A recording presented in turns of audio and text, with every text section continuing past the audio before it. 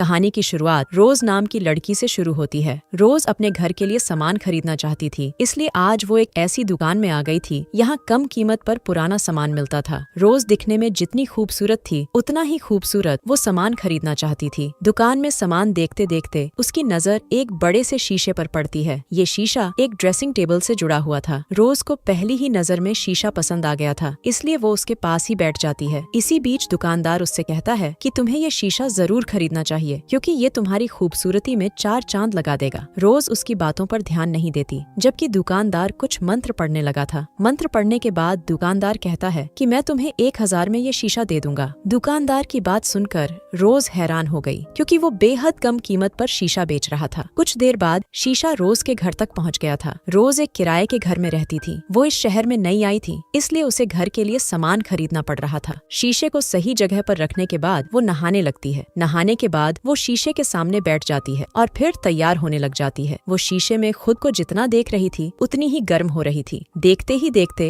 वो इतनी गर्म हो जाती है कि अपने हाथ का इस्तेमाल करने लग जाती है। थोड़ी देर बाद रोज अपने ऑफिस में थी। उसे यहाँ नई नौकरी मिली थी, इसलिए वो यहाँ आई थी। चाय के समय में रोज अपने दोस्तों के साथ थी। रोज के ये सभी दोस्त नए थे और रोज के साथ ही काम करते थे। ये सभी रोज के साथ हंसी मजाक कर रहे थे और रोज भी उनके साथ खुश हो रही थी। रोज के दोस्त उसके बारे में जानना चाहते थे। रोज उन्हें बताती है कि मैं एक छोटे से गांव से हूँ। मैं गांव की पहली लड़की हूँ जिसे एक बड़ी कंपनी में नौकरी मिली है। इसके बाद रोज के दोस्त उससे उसके प्रेमी के बारे में पूछते हैं। रोज उन्हें बताती है कि मैं प्यार में यकीन नहीं रखती, बल्कि प्यास बुझाने में यकीन रखती हूँ। ऐसी ही बातें करते करते चाय का समय पूरा हो जाता है, जिसके बाद सभी फिर से काम करने लग जाते हैं। पूरा दिन काम करने के बाद रोज ऑफिस की गाड़ी में बैठकर घर जा रही थी। इसी बीच उसे शीशे की याद आने लगती है और शीशे को याद करते ही उसकी गुफा में हलचल होने लगती है। जल्दी ही गाड़ी उसे उसके घर के पास उतार देती है, जिसके बाद वो तेजी से अपने घर की तरफ बढ़ने लगती है। रोज की गुफा में तूफान चल रहा था और ये सब शीशे को याद करने के बाद हुआ था। वो जल्दी जल्दी घर पहुंचना चाहती थी ताकि अपनी गुफा में चल रहे तूफान का जल्दी ही कुछ कर सके। वो जैसे ही अपने घर में पहुंचती है तो जल्दी जल्दी नहाने लग जाती है। नहाने के बाद वो शीशे के सामने बैठती है और फिर अपने हाथ का इस्तेमाल करने लग जाती है।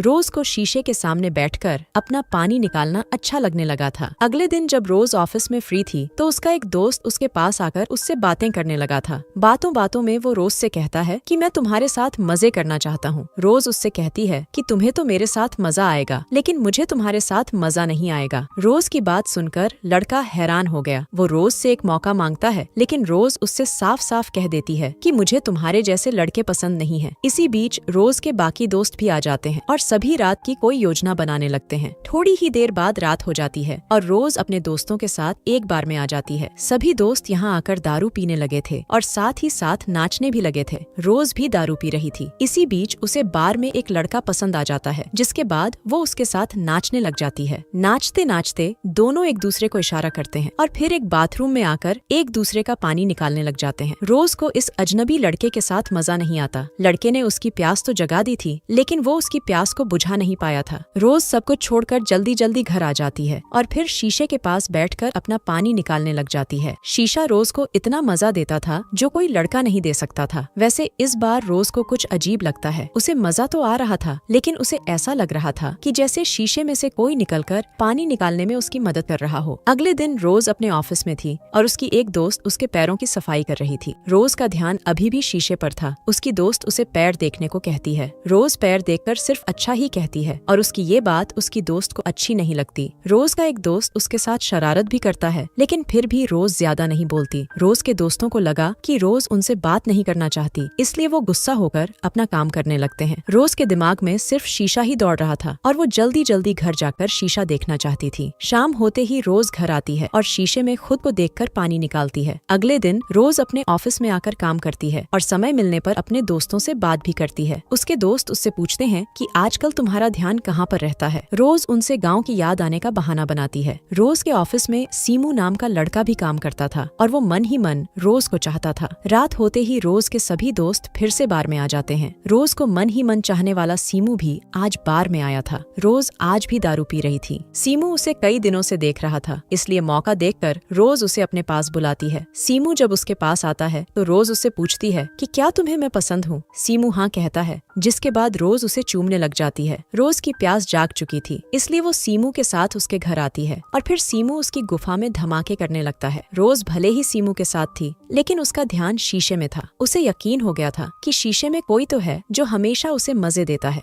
सीमू से फ्री होकर वो अपने घर आ जाती है और फिर शीशे के सामने बैठ जाती है। रोज अभी भी उस इंसान के बारे में सोच रही थी जो शीशे से बाहर निकलकर उसकी प्यास बुझाता था। वैसे रोज को इतना तो पता चल गया था कि शीशे से निकलने वाली कोई लड़की है और वो ही उसे मजे देती है। रोज को ये सब लड़की के छूने से पता चल जाता था। रोज कुछ सोचकर अपने दोनों हाथ शीशे की तरफ कर देती है। शीशे के दूसरी पार सच में एक लड़की थी और वो रोज का हाथ पकड़कर उसके पास आ जाती है। ये लड़की एक चुड़ैल थी और वो ही शीशे से निकलकर रोज को मजा देती थी। आज तो वो रोज के बुलाने पर आई थी, इसलिए वो रोज को पूरे मजे देने लग जाती है। अब कहानी कुछ दिनों बाद शुरू होती है। एक पुलिस वाला पूछता है कि रोज कब से गायब है। रोज की दोस्त उसे बताती है कि वो 10 दिनों से गायब है। दरअसल रोज उसी रात से गायब थी जिस रात उसने चुड़ैल को बुलाया था और उसके साथ मजे किए थे। रोज जब कई दिन ऑफिस नहीं आई तो उसके दोस्त पुलिस के पास आ गए थे। पुलिस रोज के दोस्तों से और रोज की मकान मालकिन से पूछताछ करने लगी थी ताकि वो जल्दी जल्दी रोज को ढूंढ सके। कुछ दिनों बाद रोज की मकान मालकिन रोज का सामान कबाड़ में बेच रही थी। कबाड़ में वो शीशा भी बेचा जा रहा था जो रोज को मजे देता था। इसी बीच वो दुकानदार भी आ जाता है जिससे रोज ने शीशा खरीदा था। वो मकान मालकिन के पास आकर पूछता है कि क्या तुम पुराना सामान बेच रही हो। मकान मालकिन हाँ कहती है, जिसके बाद दुकानदार शीशे की तरफ देखकर कहता है कि मुझे ये पसंद आ गया है, इसलिए मैं इसके 1000 दे सकता हूँ। दुकानदार की बात सुनकर मकान मालकिन सोच में पड़ गई। दुकानदार उसे देखकर कहता है कि मैं तुम्हें शीशे की अच्छी कीमत दे रहा हूँ, तुम सिर्फ पैसे पकड़ो और मेरे बंदे खुद ही शीशा ले जाएंगे। मकान मालकिन को सौदा पसंद आ गया था, इसलिए वो पैसे ले लेती है। शीशा अब दुकानदार का हो गया था, इसलिए उसके बंदे शीशा उठाकर ले जाते हैं। कुछ दिनों बाद शीशा एक नई लड़की के घर नजर आता है। इस नई लड़की को भी शीशे की आदत लग चुकी थी। वो कई दिनों से शीशे में देखकर मजे कर रही थी।